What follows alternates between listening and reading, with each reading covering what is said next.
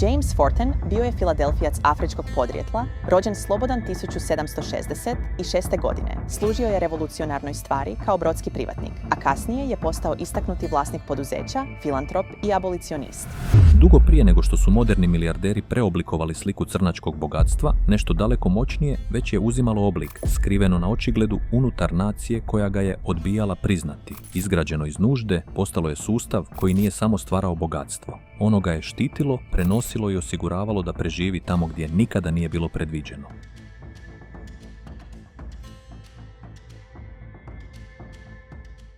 Prvi plan, James Forten i rođenje crnačkog bogatstva.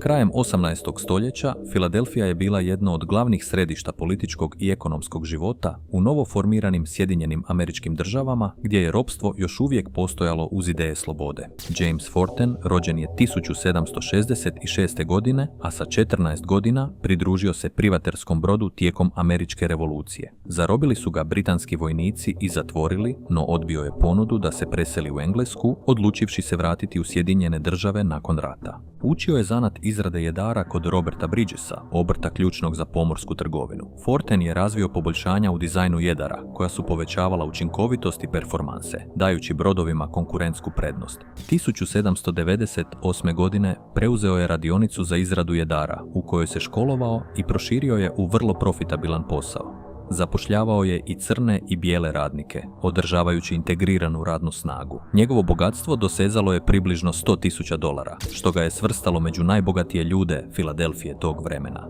Forten je svoje prihode ulagao u abolicionističke ciljeve, financirajući novine, političke inicijative i pomažući bjeguncima iz ropstva. Njegov dom bio je dio podzemne željeznice, Underground Railroad. Njegov pristup povezivao je poslovni uspjeh s društvenim i političkim ciljevima, koristeći kapital za potporu širem napretku zajednice. Bogatstvo kao otpor, širenje Fortenove dinastije. Ono što je počelo kao uspjeh jednog čovjeka nije završilo s njim, jer bogatstvo koje je James Forten stvorio nikada nije bilo zamišljeno da ostane statično ili izolirano unutar jednog života. U njegovom domu na Lombard Streetu financijska stabilnost i politički cilj namjerno su povezani, oblikujući obiteljsku kulturu u kojoj prosperitet nosi obvezu djelovanja. Njegova djeca nisu odgajana da očuvaju udobnost, nego da prošire utjecaj, preuzimajući uloge koje kombiniraju kontinuitet poslovanja s izravnim angažmanom u abolicionističkom pokretu. Njegovi sinovi nastavili su upravljati radionicom za izradu jedara, osiguravajući da ekonomski motor iza obiteljskog utjecaja ostane snažan, dok su njegove kćeri sklapale strateška savezništva kroz brak s drugim istaknutim abolicionističkim obiteljima, osobito obitelji Purvis iz Filadelfije. Ti odnosi nisu bili samo društveni, oni su jačali rastuću mrežu crnačkog vođstva koja je djelovala preko kućanstava, crkava i aktivističkih krugova, omogućujući da ideje, resursi i strategije učinkovito kruže među njima. U tom okruženju pojavile su se figure poput Charlotte Forten Grimke, čiji je rad kao učiteljice i spisateljice produžio obiteljsko nasljeđe u razdoblju rekonstrukcije, dokumentirajući stvarnosti novooslobođenih crnaca s rijetkom jasnoćom i svrhom. Kako se mreža širila, počeo se oblikovati obrazac koji nadilazi individualna postignuća, gdje bogatstvo više nije definirano samo akumulacijom, nego sposobnošću da ojača kolektivnu moć. Financijski uspjeh omogućavao je obrazovanje. Obrazovanje poticalo aktivizam, a aktivizam je za uzvrat stvarao nove putove za ekonomske prilike, tvoreći povratnu petlju koja je tiho jačala crnačke zajednice na načine koji su izvana bili teško vidljivi. Ovo još nije bio formalni sustav, ali njegova struktura postajala je vidljiva, a implikacije bi postale daleko značajnije kako se priča selila na jug u krajolik oblikovan nasiljem, nestabilnošću i neočekivanim prilikama.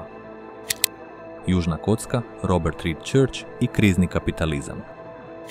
Dok su sjeverni gradovi nudili prostor za postupni razvoj, postrekonstrukcijski jug predstavljao je znatno nestabilnije okruženje, gdje su prilike i opasnost postojale jedno uz drugo na način koji nije mogao biti razdvojen.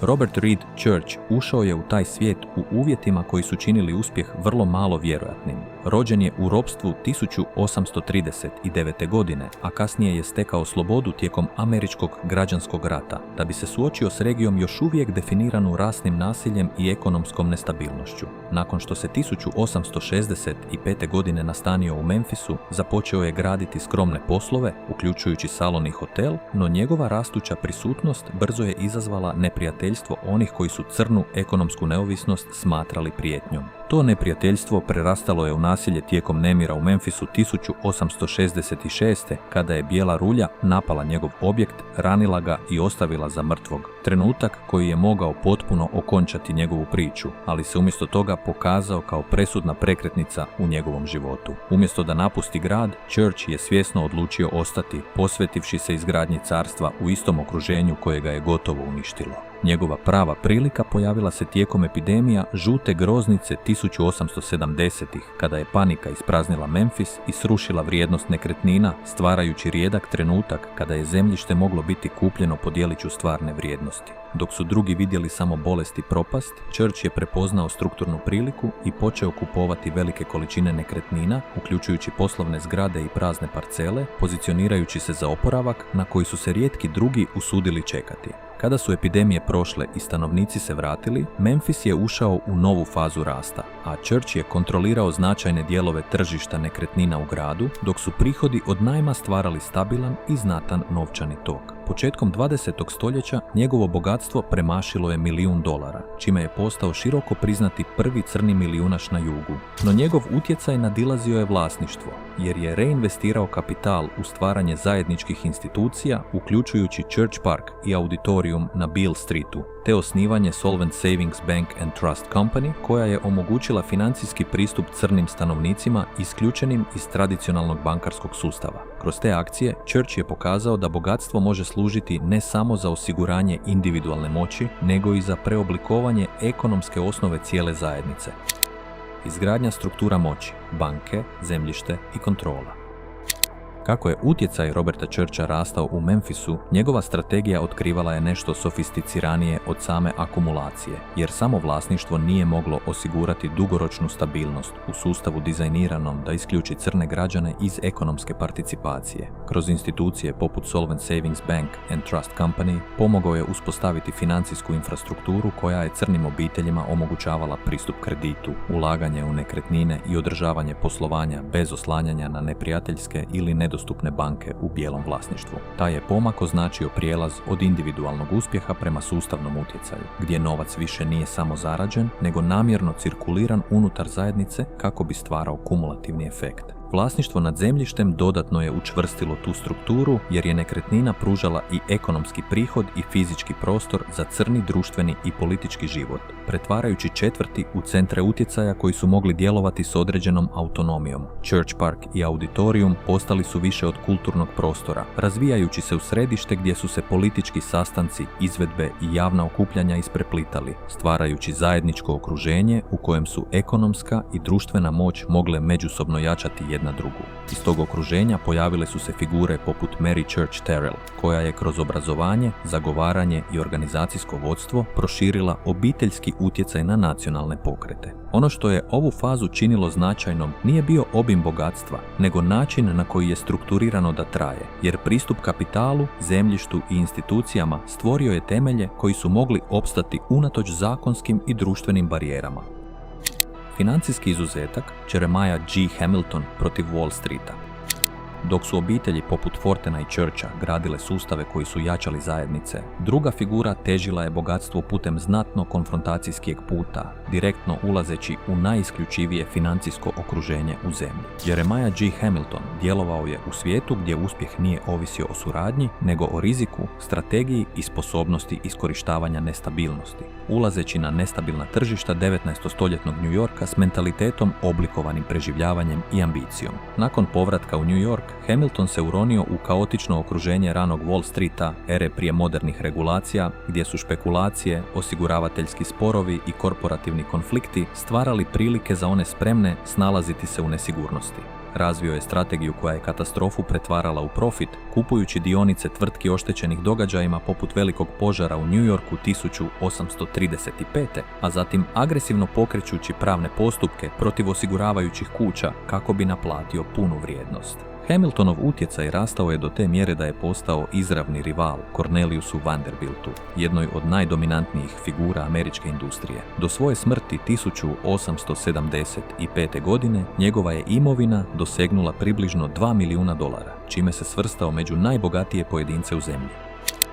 Tihi imperij, Elizabeth Gloster i strateške nekretnine. Dok je Wall Street nagrađivao agresiju i spektakl, druga vrsta financijske moći gradila se tiho preko rijeke u Brooklynu, gdje su strategija, strpljenje i tržišna osviještenost stvarali imperij koji je djelovao bez javne konfrontacije. Elizabeth Gloster fokusirala se na postupnu akumulaciju nekretnina, koristeći pansione kao skalabilan i pouzdan model prihoda u brzo rastućem gradu. Na vrhuncu posjedovala je i upravljala više od 10 nekretnina, uključujući luksuzne rezidencije koje su prvenstveno služile bijeloj klijenteli, pokazujući sposobnost snalaženja u restriktivnim tržištima. Njeno bogatstvo duboko se povezalo s abolicionističkim pokretom, financirajući inicijative i podupirući figure poput Johna Browna. Skriveni sustav, crnačka ekonomska mreža. Kad se ove priče stave jedna uz drugu, počinje se otkrivati dublja struktura, pokazujući da crni elitisti nisu gradili bogatstvo izolirano, nego unutar međusobno povezanih mreža. Crkve, društva uzajamne pomoći i crnačke banke omogućavale su zajedničko korištenje kapitala, reinvestiranje i internu cirkulaciju. To je stvaralo samo podupirući ekonomski krug, gdje je bogatstvo generirano na jednom mjestu moglo ojačati drugo, tvoreći paralelni financijski sustav koji je djelovao unatoč isključenju. Nasljeđe, plan koji i dalje postoji. Kad su ove mreže sazrele, preoblikovale su pojam crnačkog bogatstva, pretvarajući ga iz individualnog preživljavanja u kolektivnu strategiju. Principi iza tih sustava još uvijek odjekuju danas u razgovorima o ekonomskoj neovisnosti i zajedničkom ulaganju. Gledano u tom svjetlu, njihove priče tvore kontinuiranu nit koja povezuje prošle borbe s današnjom stvarnošću, pokazujući da ono što su gradili nije bilo samo bogatstvo, nego plan za trajnu moć. Njihova bogatstva nikada nisu bila samo za preživljavanje ili status, nego za izgradnju nečega što može nadživjeti njih same, sustava dovoljno snažnog da nosi druge naprijed. A ako je taj sustav jednom rastao u tišini, razumijevanje sada može biti ključ za oblikovanje onoga što dolazi.